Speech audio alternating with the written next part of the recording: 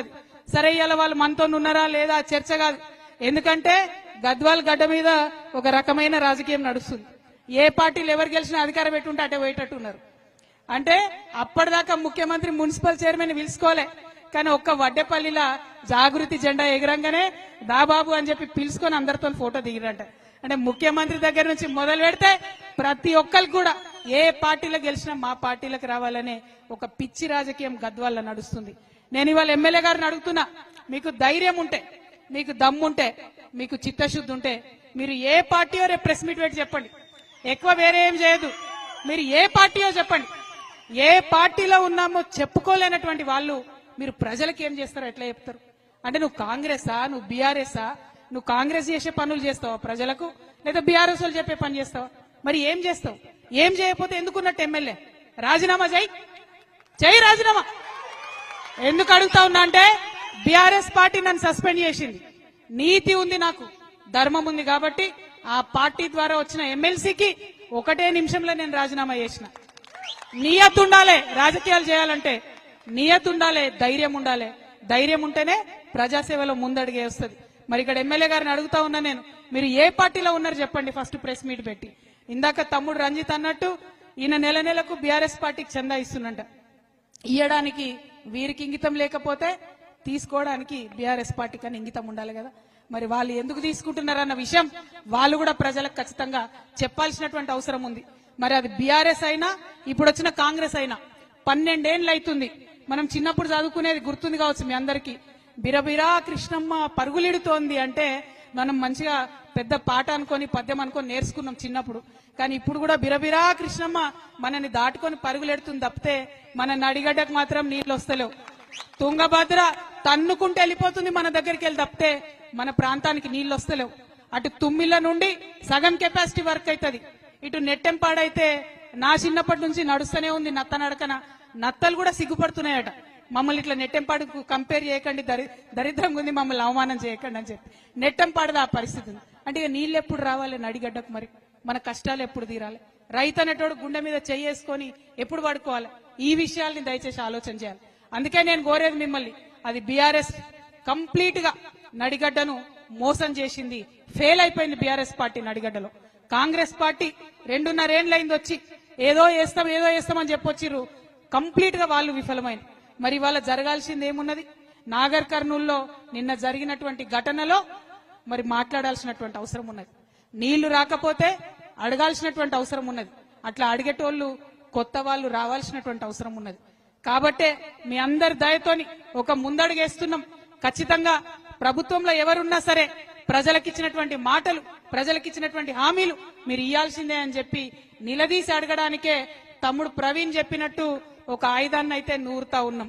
ఆ ఆయుధం ఆ కొత్తగా వచ్చేటటువంటి ఆ రాజకీయ శక్తి ఖచ్చితంగా మీ అందరికి కూడా ఆయుధం అవుతుంది. ఈ నడిగడ్డకు నీళ్లు తీసుకొచ్చేటటువంటి ఒక వజ్రాయుధంగా మీ ముందుకు వస్తామని తెలియజేస్తా ఉన్నాం. అదేవిధంగా రంజిత్ కుమార్ చెప్పారు, మరి అత్త అల్లుడు తప్ప ఇక్కడ ఇంకో కొత్త ముఖం కనబడతలేదని. నాకైతే కొత్త ముఖం కనబడుతున్నది. మరి నాకైతే డెఫినెట్ గా ఒక కొత్త ఆలోచన ఉన్నటువంటి, అందరూ మా వాళ్ళే అనుకొని పనిచేసేటటువంటి ఒక కొత్త నాయకత్వం కనబడతా ఉంది.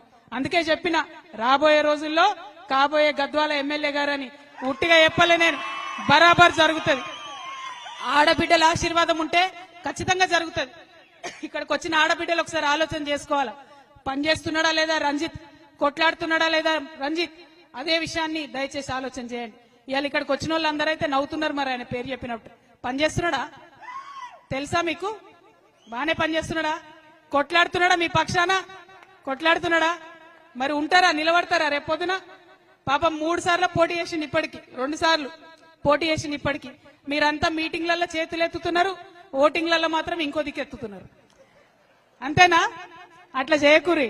ఎందుకంటే ఎలక్షన్ అప్పుడు ఎవరేమిచ్చినా తీసుకోవాలి, కానీ మనకెవరు పనిచేస్తారో వాళ్ళకే ఓటేసుకోవాలి. ఆ విషయాన్ని ఆలోచన చేయండి.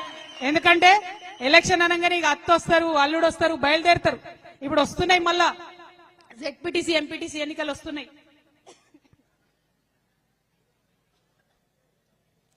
మళ్ళా జెడ్పీటీసీ ఎంపీటీసీ ఎన్నికలు. మూటలు ముల్లలు తీసుకొని దిగుతారు. నేను ఒకటే మాట చెప్తున్నా, తీసుకోరి మూటలు, అవి మీ నెత్తి కొట్టి సంపాదించినాయే, మీ కష్టంతో సంపాదించినాయే. తీసుకొని ఏం భయపడదు. కానీ ఓటు మాత్రం ఖచ్చితంగా జాగృతికి రంజిత్ చెప్పిన మనుషులకు మాత్రం ఓటేయండి. ఎందుకంటే మీ గొంతుకై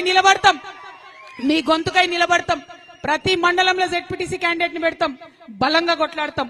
ప్రతి ఊర్లో ఎక్కడెక్కడ ఎంపీటీసీలు ఉంటే అక్కడ ఎంపీటీసీ క్యాండిడేట్లను పెడతాం, చాలా బలంగా కొట్లాడతాం.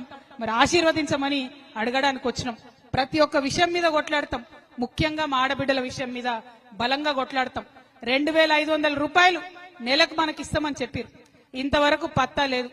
తులం బంగారం ఇస్తామని చెప్పారు, బాగా మెరుస్తుంది మీ మెడల బంగారం. రేవంత్ రెడ్డి ఇచ్చిందేనా? ఇచ్చిండా అమ్మా? అరే ఇచ్చిండ అనుకుంటారు మీరు, చెప్పకపోతే మరి ఇచ్చిరా రేవంత్ రెడ్డి? 2 చేతులెత్తురి, 2 చేతులెత్తురి, ఒకసారి చూడరాడు. రేవంత్ రెడ్డి బంగారం ఎవరికి ఇవ్వలేదట, ఇచ్చిండా? మరి కొట్లాడాలన్నా వద్దా, వాటి కోసం అడగాలన్నా వద్దా? అది అడగడానికే ఇక్కడ దాకా వచ్చినాం. అయితే ఇవాళ నేను మా ఆడబిడ్డలకు ఒక పరీక్ష పెట్టదలుచుకున్నా. నాకైతే రంజిత్ చాలా గొప్ప చెప్పిండు, ఇక్కడ నుంచి కలెక్టరేట్ దాకా అందరు నడిచి వస్తారు మీతో. నన్ను నడుస్తారా? ఓపికందా? ఆకలి అవుతుందా? ఏం కాదు, వచ్చినాక తిందాం. నేను కూడా తినకుండానే వచ్చిన హైదరాబాద్ నుంచి, అంతేనా? మరి రైతులకు రావాల్సిన ఈ అన్ని సమస్యల మీద కలెక్టర్ గారి దగ్గరికి శాంతియుతంగా మనం మార్చి చేసుకుంటూ పోదాం. ఈ గద్వాలలో తెలవాలి అందరికీ, జాగృతులు నడుస్తురు రైతుల కోసం. మిట్ట మధ్యాహ్నం ఎండలో ఆడబిడ్డలు రైతన్నలు నడుస్తున్నారని తెలవాలి. ఒక సామెత ఉన్నది, రైతేడ్చిన రాజ్యం బాగుండదని ఒక సామెత ఉన్నది. మరి ఆ రైతులకు మిట్ట మధ్యాహ్నం ఎండలో నడిపిస్తున్నటువంటి ఈ రాజ్యం కూడా డెఫినెట్ గా బాగుండదు. వాళ్ళు వినాలే, రైతుల మాట విని వెంటనే మనకు రైతు భరోసా ఇవ్వాలి. మనకేదైతే పెండింగ్ ఉన్నటువంటి రుణమాఫీ ఉందో దాన్ని కూడా మాఫీ చేయాలని చెప్పి నేను ఈ ప్రభుత్వాన్ని డిమాండ్ చేస్తా ఉన్నాను. మళ్ళొక్కసారి నడిగడ్డ హక్కుల పోరాట సమితి తరఫున తరలి వచ్చినటువంటి రైతన్నలందరికీ ధన్యవాదాలు తెలియజేస్తూ, మరి అలసట లేకుండా నడుస్తారా? పక్క నాతోని నడుస్తారా? నాకు అన్నల మీద డౌట్, అక్కలు నడుస్తారు కానీ మళ్ళా బండ్లు ఎక్కుతారా మీరందరు బయటకు పోయి? నడుచుడేనా? నడిచేటోడంతా చేయతాలే, నడిచేటోళ్ళంతా యూత్ అనుకుంటా అబ్బా నేను, మిగతా వాళ్ళంతా ముసలోళ్ళని ఫిక్స్ అయ్యి. అవునా? నడుస్తురా? జై తెలంగాణ, జై తెలంగాణ, జై రైతన్న. దయచేసి తర్వాత ఇప్పుడేం కాదు, అక్కడ పోదాం మనం బాబు, తర్వాత వెళ్దామా? ఒక లైన్ లో ఖచ్చితంగా పోవాలి కలెక్టర్. అక్క ముందు నడుస్తుంది, ముందు డోర్లు ఉంటాయి, అక్కతో పాటు మహిళలు నడుస్తారు. మన కార్యకర్తలు సైడ్ కి నిలబడి ఎవరిని మీద పడకుండా జాగ్రత్తగా నడవాలా. మిగతా వాళ్ళందరూ వెనక నడుస్తారు. కలెక్టర్ గారికి లెటర్ ఇచ్చిన తర్వాత నేరుగా ఇక్కడికి వచ్చి భోజనాలు చేస్తాం అందరం అని చెప్పేసి ఈ సందర్భంగా తెలియజేస్తున్నాం. ఈ సౌండ్ ఆటోను ముందుకెళ్ళమని చెప్పు. ఫస్ట్ ఆటో చూడు.